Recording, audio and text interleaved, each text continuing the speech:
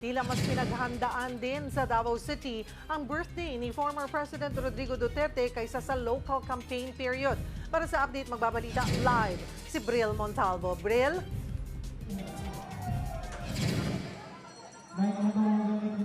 Cheryl, all set na ang stage dito nga sa Rojas Avenue para sa isasagawang Global Filipino Solidarity Program sa kaarawan ni dating Pangulong Rodrigo Duterte na magsisimula mamayang alas 3 ng hapon.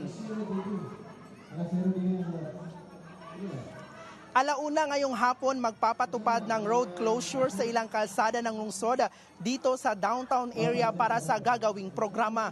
Nagpatupad din ng blended learning modality ang ilang pampublikong eskwelahan dito sa lungsod na maaapektuhan ng road closure habang nagsuspindi na rin ng klase ang ilang kolehiyo dito. Nasa higit 10 local performers ang magtatanghal mamaya sa entablado para sa kaarawan ni FPRRD. Naglagay din ng mga pulang laso sa mga poste ng kalsada na may nakalagay na Bring Duterte Home.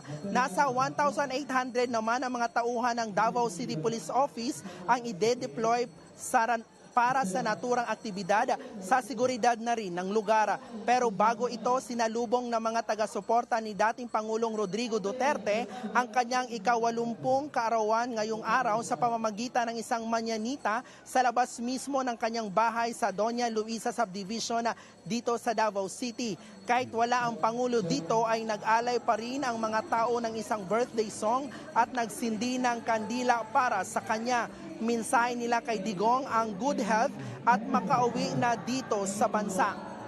Cheryl, sa ngayon ay unti-unti na ring dumadagsa at dumadating dito sa activity area ang mga taga-suporta ni Digong. Hindi pa tayo or wala pa tayong eksaktong impormasyon maging si Davao City Mayor Baste Duterte kung dadalo ba sila dito sa aktibidad or sino man sa pamilya Duterte. Cheryl. Maraming salamat, Bril Montalvo.